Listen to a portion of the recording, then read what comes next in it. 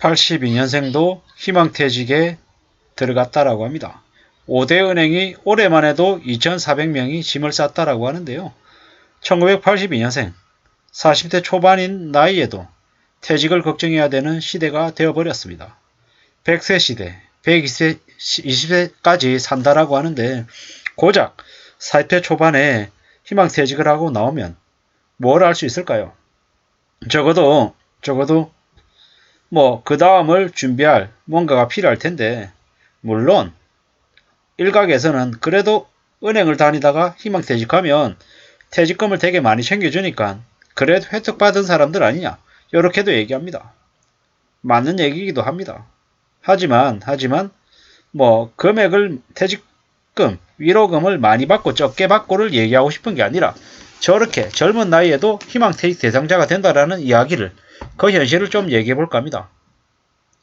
40대 초반에 저렇게 회사에서 희망퇴직하고 나올 정도면 좀 씁쓸하죠.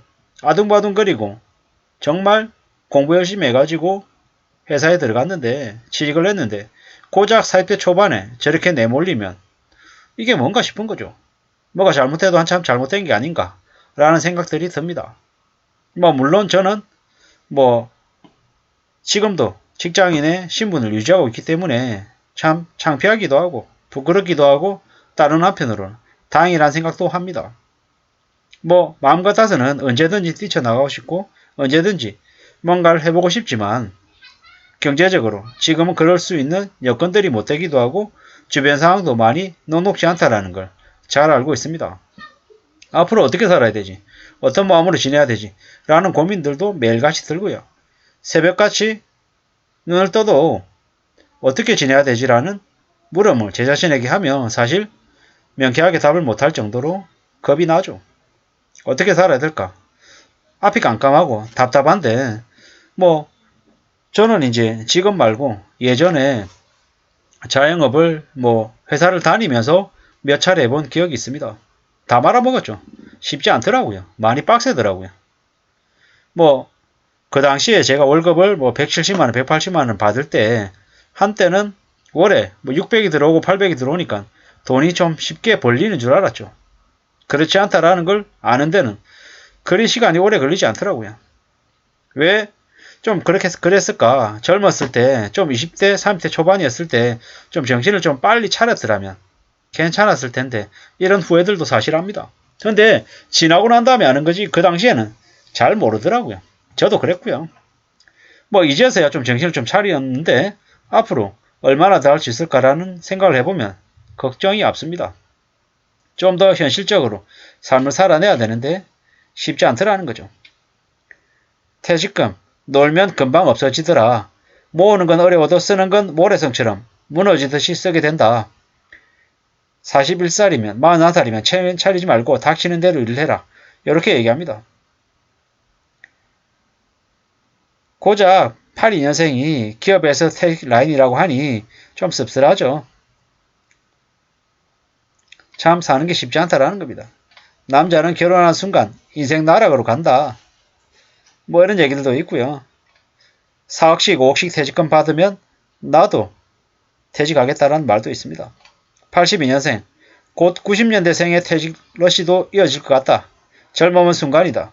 결혼과 육아, 자녀의 사춘기, 중2병 거치며 자녀들에게 제3의 인물로 낙인찍히는 부모들, 아직 아이라 생각하는 조숙한 청소년들은 그들만의 문화를 누리고 19살 전후로 해서 기존 세대와 달리 정서적으로 이미 부모를 떠나고 결국 쓸쓸한 노년의 시작이 그 짧은 기간 이런 얘기들도 있습니다. 통닭집, 편의점, 커피숍만 엄청 늘어날 것 같다. 이런 얘기들도 있고요. 기사처럼 많이 주고 정리해도 은행에는 이익이 될 거라 판단하는 거 보니 인력 과잉으로 인한 손실이 크긴 컸나 보다. 이런 얘기들도 있고요. 윤석열대로 공무원들, 은행원들 저녁 8시까지 근무하면 반은 잘라도 되겠다. 이런 말도 있습니다. 인력 과잉 사태가 도대체 뭐냐? 은행 가면 1시간은 기본으로 기다린다. 시점 없애는 것도 빡치는데 직원이 없어서 1시간씩 기다려봐라. 은행 못 간다. 열받아서. 주 3일만 근무하고 10시에서 오후 2시까지 하고 은행 문 닫지. 지금 은행 지점의 절반 이상 다 줄이고 대부분 AI로 대체하고 이러고 있다라는 겁니다. 40살에 퇴직 걱정해야 되는 한국 역시 지옥 탈출도 지능순이라고 하죠.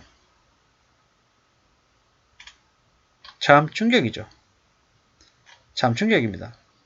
2023년부터 본격적인 기업들의 강제 퇴직이 시작될 것 같다. 40대, 50대를 한번 겪어보면 살아남은 사람들도 트라우마에 시달린다. 세상 물정에 어두우면 퇴직금 잘 보존하고 다른 직장 새로 알아보는 게 답일 수 있다. 40대에 짐을 싸면 뭘 먹고 사나. 이런 얘기들도 있고요. 참 씁쓸하죠. 충격입니다. 앞으로 2023년부터 직원들 해고가 권고사직이 대거 늘어날 것 같습니다. 그런 걱정, 두려움들이 사실 생깁니다. 은행들이 이렇게 계속 이렇게 희망퇴직을 한다는데 저게 은행들만의 일이 아닌 거죠. 다른 기업들도, 다른 업종에서도 유사한 일들이 계속 벌어질 거다라고 봐야 되겠습니다. 그래도 4억씩, 5억씩 퇴직금을, 위로금을 챙겨주는 곳에 종사하는 사람들은 행복한 고민을 하는 걸지도 모릅니다. 아예 한 달치, 보름치 받고 퇴사하는 사람들도 많으니 말입니다. 산다라는 게 얼마나 힘든지, 어려운지를 알려주는 것 같습니다. 걱정입니다. 걱정. 특별퇴직금이라 그래가지고 은행권들이 주는 퇴직금들을 보면 권고사직을 받는 다른 업종에 있는 사람들은 상대적으로 또 박탈감을 느낄지도 모릅니다. 근데 확실한 건 뭐다? 정신 바짝 차려야 되고 정말 진중하게 살아야 된다. 언제 어떻게 내몰릴지 모르기 때문에 항상 비상자금을 마련해 놔야 된다. 이런 생각들도 많이 듭니다. 그러한 것들이 없으면 언제 어떻게 내몰릴지 모른다라는 겁니다. 겁이 납니다. 가장이기 때문에 또 가족을 책임져야 되기 때문에 언제 어떻게 어떤 일을 겪을지 모르기 때문에 더욱 불안하고 더욱 두려움이 앞선다라는 말씀을 드립니다. 저만 그런 게 아니라 이 방송을 듣고 있는 많은 분들이 그러할 것 같습니다. 그렇기 때문에 너무 스트레스 많이 받지 마시고 너무 압박받지 마시고 어떻게든 스스로 스트레스를 잘 해소해 나갈 그런 나름의 방법도 갖춰야 놔야 될 것 같습니다. 이제 2023년부터 대거 해고의 시대가 열리기 때문에 더욱 우리는 정신 바짝 차리고 살아야 될 것 같습니다. 산다라는 게 쉽지 않고 더 어려운데 이럴 때일수록 멘탈 관리 잘해야 될 것 같습니다. 함부로 욕심 부리지 말아야 되겠고 재테크한다라는 생각에 돈 갖다 바쳤다가는 다 날릴 수 있다는 것도 잊지 말아야 될 것 같습니다. 아무쪼록 안전하게 잘 지내는 저와 여러분들이 되기를 바랄 뿐입니다. 감사합니다.